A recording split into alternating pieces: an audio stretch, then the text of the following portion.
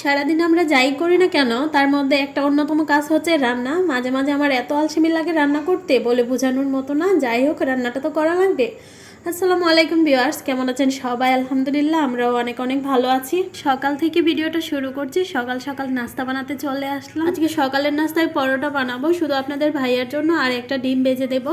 আজকে ডিম ভাজিতে আমি একটু টমেটো দিয়েছি। টমেটো দিলে ডিম ভাজি খেতে ভালোই লাগে, আমি মাঝে মাঝে একটু দিই। ডিম ভাজিতে টমেটো দিলে ডিমটা একটু নরম হয়ে যায়, মাঝে মাঝে উল্টাতে গেলে ভেঙে যায়। আমারও এমনই হয়েছে, ভেঙে গেছে মাঝখান দিয়ে। থাক, ভেঙেই তো খেতে হবে, যেমন আছে তেমনটাই চলবে।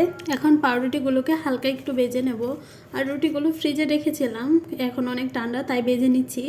আর ভাজা রুটি চা দিয়ে খেতে ভালোই লাগে। আপনাদের ভাইয়ার নাস্তা রেডি, আমি চা বানাবো তারপর নাস্তা করব। তার অফিসের দেরি হয়ে যাবে, তাই আগে নাস্তাটা তার দিয়ে এসেছি। এখন আমি চা বানাচ্ছি। ফ্লাক্সে আগে থেকে গরম পানি ছিল, তাই বেশিক্ষণ পানি ফোটাতে হবে না। আগে পাতিগুলো দিয়ে পরে দুধ অ্যাড করি সবসময়। রং চা দুধ চা দুটোই পছন্দ, তবে দুধ চা একটু বেশি পছন্দ। দুধ আর চা পাতির মিক্স একটা স্মেল আসে না, ওইটা আমার কাছে খুব ভালো লাগে।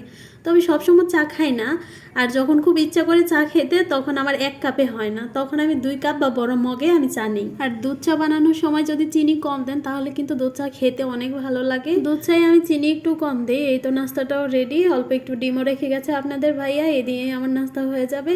আর চুলাটাও একটু পরিষ্কার করে নিয়েছিলাম, রান্নার আগে সবসময় আমি চুলা পরিষ্কার করি। আজকে দুপুরবেলা রান্না করব মূলা শাক আর শিম। আমি কয়েকটা শিম আগে রেখে দিয়েছি ভর্তার জন্য, পরবর্তীতে ভর্তা খেতে পারবো। আর এতগুলো তো রান্নার জন্য লাগবেও না। প্রথমে শাকগুলোকে কুচি করে রেখে দিয়েছি, আর এখন শিমগুলোকে কেটে নিচ্ছি। ফ্রিজ থেকে মাছ অনেক আগেই বের করে রেখেছিলাম, আর ভালো করে ধুয়ে এখন ভেজে নিচ্ছি। ভাজা মাছগুলো হয়ে গেলে আমি এই কড়াইয়ে ভাজি করব। প্রতিদিন আমি এই 2টা কড়াই ব্যবহার করি। 2টা কড়াইয়ে রান্না করতে আমার কাছে খুব ভালো লাগে।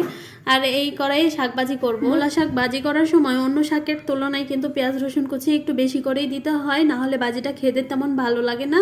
আর আজকে মূলা শাক ভাজিটা এত মজা হয়েছিল, যে কোনো শাক ভাজিতে আমি আলু দেই, আর আলু দিয়ে শাক ভাজি করলে খেতে অনেক মজা লাগে। আপনারা একদিন বাসায় ট্রাই করে দেখবেন। পেঁয়াজ রসুনের সাথে আমি অল্প একটু হলুদ দিয়ে শাকগুলোকে ডেকে রেখেছিলাম, আর এতগুলো পানি উঠেছে, পানিগুলো শুকাতে শুকাতে আমার আধা ঘন্টা সময় লেগেছে। আর শাক রান্না করার সময় আমি লবণ পরিমাণ করতে পারি না, প্রথমে লবণটা একটু কম দেই, তারপরে আবার চেক করে পরে আবার লবণ দিই স্বাদ মতো। আর এভাবে যে কোনো শাকই ভাজি করে না কেন খেতে কিন্তু অনেক মজা লাগে। ভাজিটা আমার হয়ে গেছে, এখন শিম রান্না করব। সবগুলো মশলা আগেই কষিয়ে নিয়েছি, এখন শিমগুলো দিয়ে ভালোভাবে মশলার সাথে মিক্সড করে নিব। একসাথে বেশি সবজি নিয়ে আসলে সব সময় আমাকে ফ্রিজে রেখে দিতে হয়, রান্নার সময় তেমন সেদ্ধ হতে চায় না। আর ফ্রিজে রাখা সবজি খেতেও তেমন ভালো লাগে না। 2জন মানুষের রান্না অল্প তরকারি হলেও কিন্তু হয়ে যায়, তাই প্রতিদিন 2 পদের তরকারি রান্না করি। সারাদিন আমরা যাই করি না কেন তার মধ্যে অন্যতম একটা কাজ হচ্ছে রান্না। মাঝে মাঝে রান্না করতে আমার একদমই ভালো লাগে না, যাই হোক কিছু করার নেই, প্রতিদিনের একটা ডিউটি। আর যেদিন আমার রান্নাটা তাড়াতাড়ি শেষ হয় সেদিন মনে হয় দিনের 3 ভাগের 2 ভাগ কাজ শেষ। এদিকে তরকারিটাও আমার হয়ে গেছে। ভিডিওটি ভালো লাগলে পাশে থাকবেন। আজকে এই পর্যন্তই, আল্লাহ হাফেজ।